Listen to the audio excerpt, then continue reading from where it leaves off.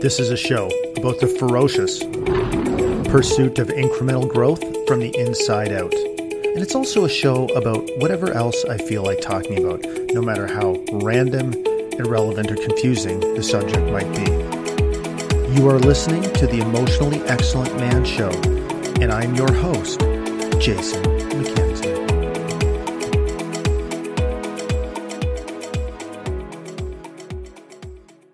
All right, before we saddle up, I want to tell you about the Dad Edge Alliance, which is my absolute favorite community on the whole entire internet. It's a group of, at the time of my recording, it's about 250 guys. It's growing all the time, but it is a community unlike anything I've ever seen. And I don't know if you could hear that thunder that just happened, but that is a sign that what I'm saying is truly, truly important. That's right. Thunder. Thunder happened when I'm talking about the Dad Edge Alliance. So listen, if you're a guy and you are feeling like your friendships or your relationships are superficial, you get around, you shoot the shit, but you're never going deeper. You don't feel safe to do that. And you know that there's something more. I'm telling you, join this community. It is insanely life-changing. Okay. Like we got guys in there from all walks of life. But they all have one thing in common. They're trying to elevate fatherhood by improving themselves. They're leaning in. They're supporting each other. They're learning from one another. They're learning about themselves. They're challenging themselves. They're setting goals. They're holding each other accountable. But they are all doing it in a place that's totally safe and totally just overflowing with bro love. And I'm trying to say that in a manly way. Bro love, right? So, one of the things that I've learned throughout my own personal development journey, which is a journey that will last the rest of my life, obviously, is that the people you surround yourself with that's one of the most important choices you can make. Many of you have probably heard the quote, you're the average of the 5 people you spend the most time with. And when I first heard that, logically, I got it. Okay, that makes sense. But I never could have imagined what it actually meant. How transformative it is to get a better, higher caliber, more open, loving, caring, relentless group of men in your life. So that's what this fucking community provides. I mean, I don't know how to state it in a way that really truly conveys how I feel about it. Maybe I'll just say fuck a lot more. But I mean, the stuff that goes on here is crazy. They've got community calls. They've got accountability teams. They've got amazing content, free books. We're building courses. We have experts come in, New York Times bestselling authors, Navy SEALs to speak to the guys. And the guys are learning and they're growing and they're building relationships with one another and they're bringing a better version of themselves into every aspect of their life. So please think about it. Look around you. Do you have the group of people around you that are going to help you create the fucking life you want? Most people don't. Most people don't even know there's an alternative. And most people don't even understand how important it is. So I'm telling you from my own personal experience and witnessing hundreds of people have the same experience, it changes everything. Okay, so listen, if you want to know more, you can either always send me a message or you can go to gooddadproject.com/alliance and I'll put that link in the show notes page. Do it. And it will help you become emotionally fucking excellent. Now on to the show. Well, I'm sitting here on a rainy Sunday morning with a tea in hand, reflecting on something that's happened over the past few days. Sorry, I've got morning cough, morning sexy voice, or really just a scratchy throat is actually probably a better way to put it. So I've had this thing. So this has been going on for a while and I want to explain it to you. And it's been a really interesting journey. So maybe I'll just cut to the chase. So about later last year, I think around November of 2017, I had somebody reach out to me, a good friend of mine, a person who had been a good friend for really 20 years of my life. And then through a falling out in 2010, he basically wrote me off. And so we hadn't talked since then. And then he reached out through a friend and anyways, was in a terrible state. I mean, just life had totally not turned out the way he wanted. And, broken up with his girlfriend, this woman of his dreams. And he was just in a really shitty spot. And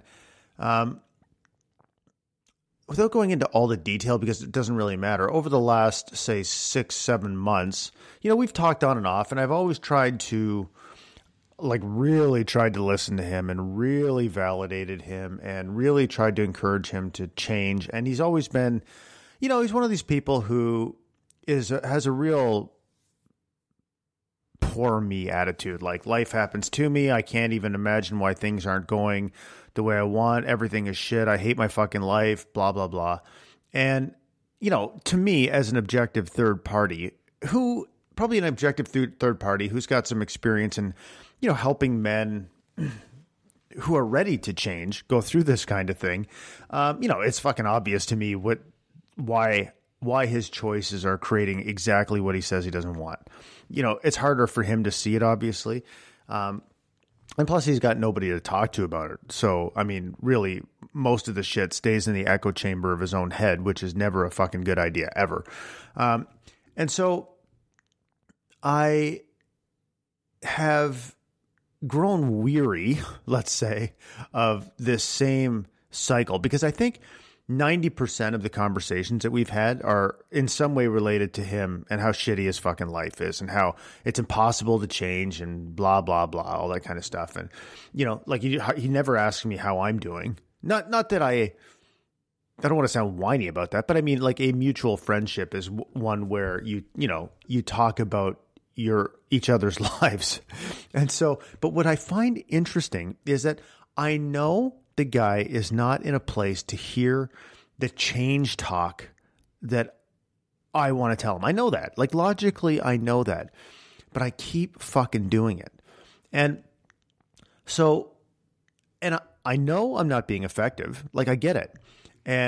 But I'm of even more than two minds about it. I mean, part of me thinks that, yes, I validated the fuck out of this guy. I get it. I do feel his pain. Like, honestly, I really do. Like, I know what it's like to be powerless, to feel like you're powerless, or to be living a life of learned helplessness. Like, fuck, man, in a lot of ways, I did that for, a decent period of my life.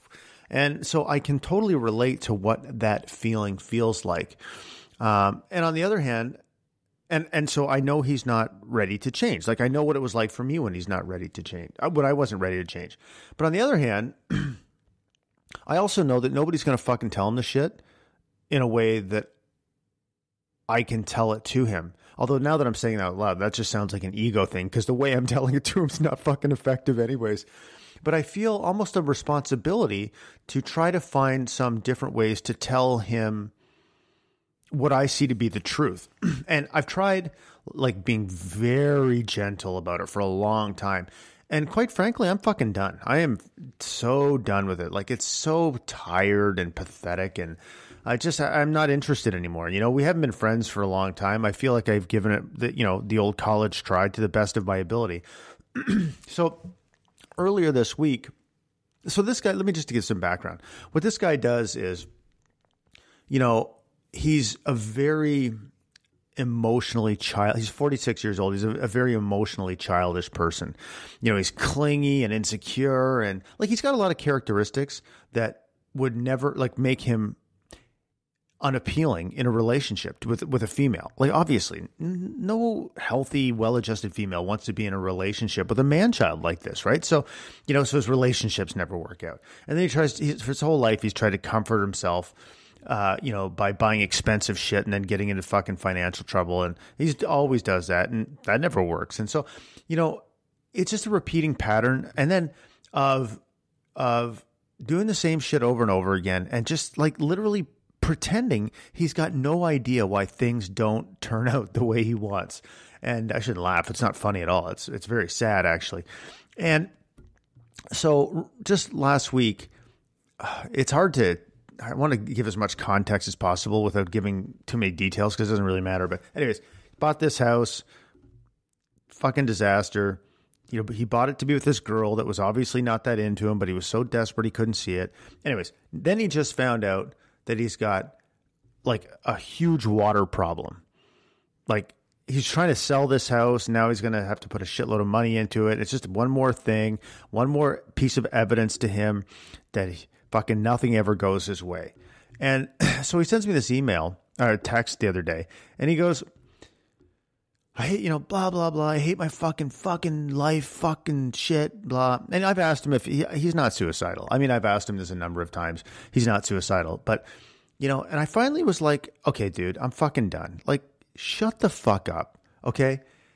Yeah. The water problem. So I think what set me off was when I said, well, do you have any ideas on what different choices you might be able to make in order to start changing your situation? And he goes, nope. And I was like, okay. And I think I reacted that way because that's demonstrably false, because we've talked about it for hours and hours and hours. And what a waste of time that was if you have taken nothing away from that whatsoever. That's what I felt like.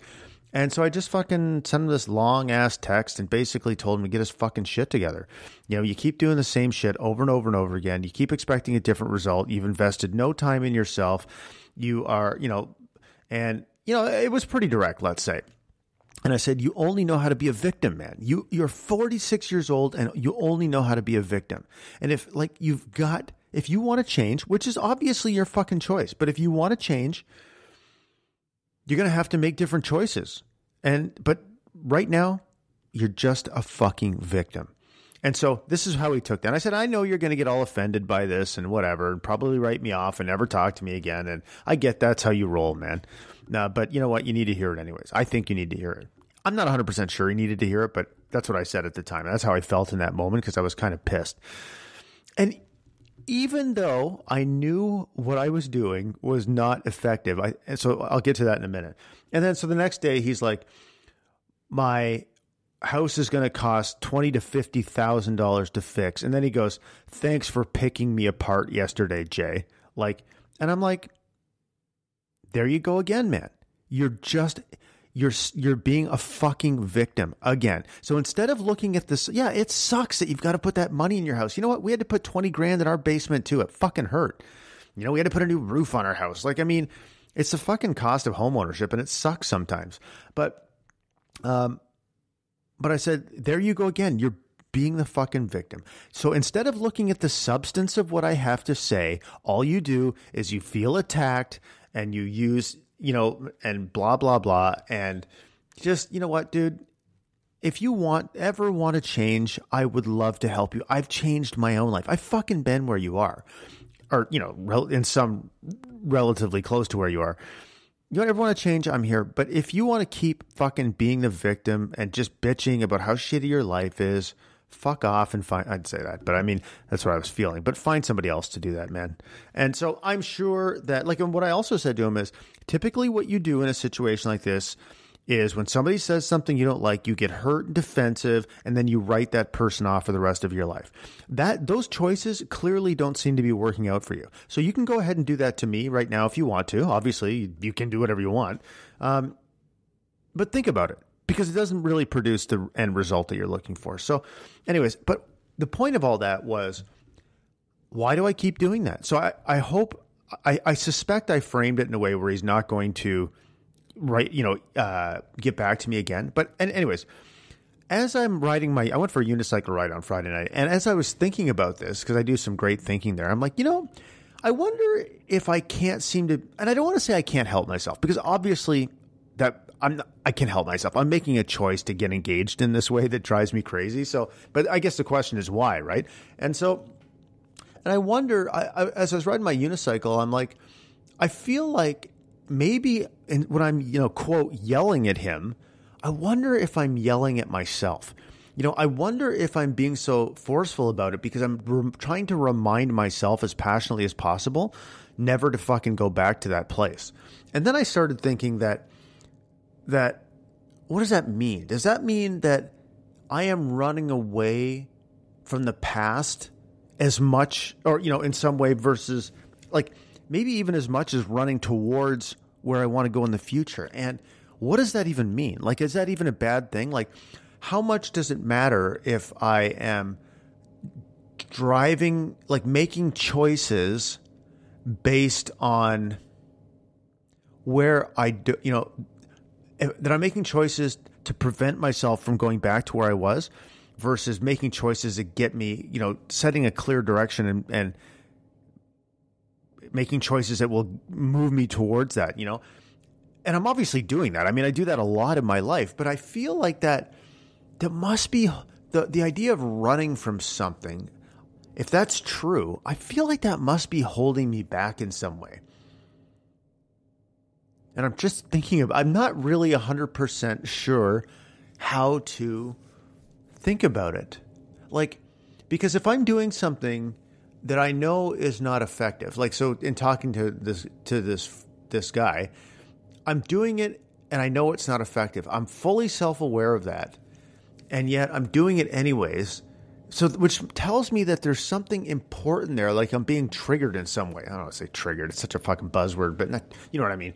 And I'm not really 100% sure how to think about all this. And I never really thought about it this way before. And so what I also realized is, you know, and this is not a good or bad thing. It's just something I think that is present in all of us. But when I got back from doing that Dad Edge Summit in June, I felt like I was on top of the world for like 3 days, you know, and then maybe not even 3 days, maybe like one. But, you know, and then it's like I feel like I've peeled back a whole nother layer of the onion, and there's a whole bunch of shit in there that I still got to work out. I wonder if that ever stops happening. And I'm not complaining about it. It's actually quite fun. Like this conversation, as annoying as this whole situation kind of is, it's really fun and interesting for me to try to figure out why the fuck am I doing this? Like, why do I keep doing this shit with this guy? Hopefully it doesn't happen again. But I suspect if he writes me back again, I'm going to fucking write him back again, or maybe talk to him on the phone. If that ever happens, there's a good chance that it won't. But if it does, so I guess really the fundamental question that I'm wrestling with is how much does it matter if I'm running away from something versus towards something? Like, is there any healthiness in using the past as a driving force to propel you forward? Like, or is there like some kind of, is there downsides? There's probably pros and there's probably cons of looking in the rear view mirror. And I don't spend all my time looking in the rear view mirror. But what this caused me to realize is that I wonder if I spend more time looking in the rear view mirror than I thought. And I think that I do. And I'm still trying to figure out how to think about all that. I've said that like 3 times. And so I guess that's it. I really feel like there's probably significant benefit for me to shift the ratio. Like I think I spend much more time looking forward, looking ahead, but I feel like there's probably some kind of increased benefit of improving that ratio of looking forward versus looking backwards. But I don't really know why. And that's the thing that's got me perplexed right now. So, man, if anybody has any insight, or anybody's experienced something like this, I suspect that most of us have experienced something like this, but man, I would love to talk about it because I find this whole subject quite fascinating. And it kind of hit me like a flash in the pan, I think is the expression, when I was on my unicycle the other night. So that's this little microdose monologue ramble, and I hope everybody has a great fucking day.